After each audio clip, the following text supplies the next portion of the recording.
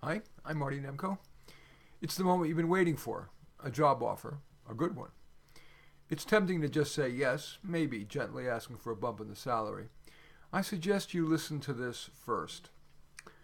Sure, sometimes negotiating accomplishes nothing or even results in the offer being pulled, but following this little talk's advice at least offers good potential for much benefit with little risk. First, should you try to get another employer's offer?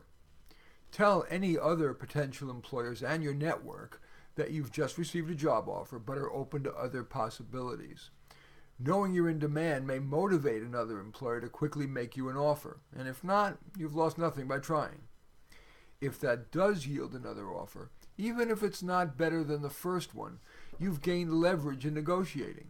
You can say something like, I just received another offer, or have one well into the pipeline, and I need to know your best offer, or a little tougher.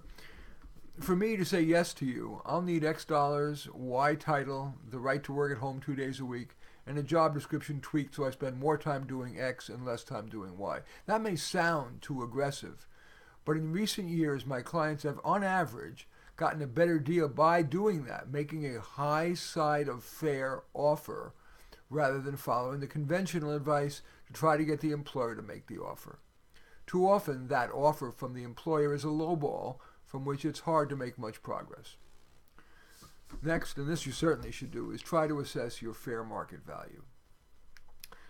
A method of doing that viability is going to depend on the job and the situation, but one or more of the following might help you assess your fair market value. First, obviously, there are salary websites like salary.com, glassdoor.com, and payscale.com.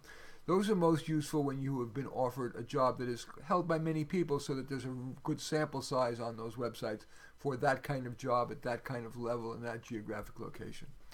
Another way to assess your fair market value is to ask a person or more, to one or more people, who works at your prospective place of employment. And three, your field's professional association may conduct salary surveys. For example, I know the American Psychological Association does. List the results of your efforts to try to get comparable salaries and adjust based on the job description itself, your qualifications, and how well capitalized the organization likely is. I mean, you can expect to get paid more by Google than by some nascent nonprofit. Next, identify your musts and wants. Salary bumps are often inconsequential. Even if you get an extra 25% over what was offered, which is rare, that's taxed at your top rate, which in most major metropolitan areas means you only get to keep half. So, for a job offering 80 grand, and then you manage to wrangle 100, you're only keeping 10,000 a year or 800 a month. That's not life-changing. So sure, ask for the extra 10 or 20% if your fair market value even marginally justifies it. But it's rarely worth pushing hard on salary. Doing that could result in the offer getting pulled because, unlike some of the negotiating items I'm going to talk about, the employer gets nothing in exchange. The next possible item to negotiate is accelerated compensation review. Sometimes, even if you can't budge the employer on salary, you can get an accelerated salary review, for example, in 3 months rather than the standard 1 year.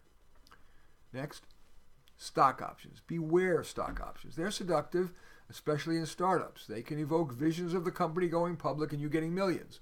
Alas, for every big payout story, there are thousands of employees with stock options worth Zippo. Next possible negotiating item, working at home for at least part of the week.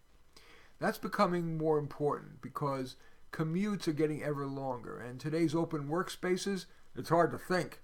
So, getting permission to work part-time at home can greatly benefit you. It also benefits the employer because it frees up desk or office space. But think twice about asking to work remotely all the time, because out of sight tends to be out of mind, and you lose the opportunity to build relationships with boss and coworkers. That could keep you from getting plum assignments and promotions and would make it easier for them to fire you because they have only a minimal relationship with you. The next possible negotiating item, deviations from the standard benefit package. Most mid to large size employers have fixed benefit packages, but occasionally there's play. For example, if your spouse has health care benefits that covers you, you may be able to get the employer to apply what it would have spent to your health care premium or on your health care premium to a contribution to your 401k. Vacation days and severance may also be negotiable, but don't push too hard on those, lest the employer think you're too concerned with vacation or with getting fired. Another item to think about negotiating is training budget. This is a low-risk item to negotiate because for the employer's spend, they get a more trained employee. Even if you're offered a training budget, you might want to try to negotiate a bigger one. For example, paying for some expensive certification, or an MBA, or that conference in Hawaii. Another one, a better tailored job description. Sometimes a job description is cast in stone, but other times just in wet cement. Before that cement dries, you may want to get your job description changed to accentuate your strengths and skirt your weaknesses. That's another negotiation item that would benefit both you and the employer. Reporting. Sometimes you can get to report to a person you'd prefer, someone more influential, higher up, or you've heard who is great to work with, or great to work for. And finally, job title. A more prestigious job title can enhance your mobility and influence within your organization and elsewhere. It also feels good to have a nice title. Now let's turn to the negotiation itself. Not every negotiation can be win-win. Sometimes you need to be tough and adversarial, other times conciliatory. The default is to be soft on the person, harder on the terms. But that'll vary with how strong you believe your negotiating position is, how much they seem to want you, how good you'd be as an employee, how viable you'd be in the job market, and whether you sense the employer would respond better to niceness or toughness. Even if you want to play hardball, keep reasonableness as your guiding principle. Otherwise, the job offer might be pulled when, and even on less than ideal terms, you would take the job. And finally, don't rush.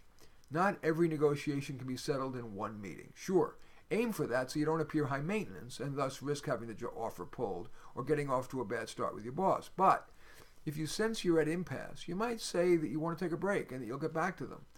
If you'd been reasonable, that could scare the employer into agreeing to your requests or demands on the spot or after a cooling off period. That certainly avoids you appearing desperate.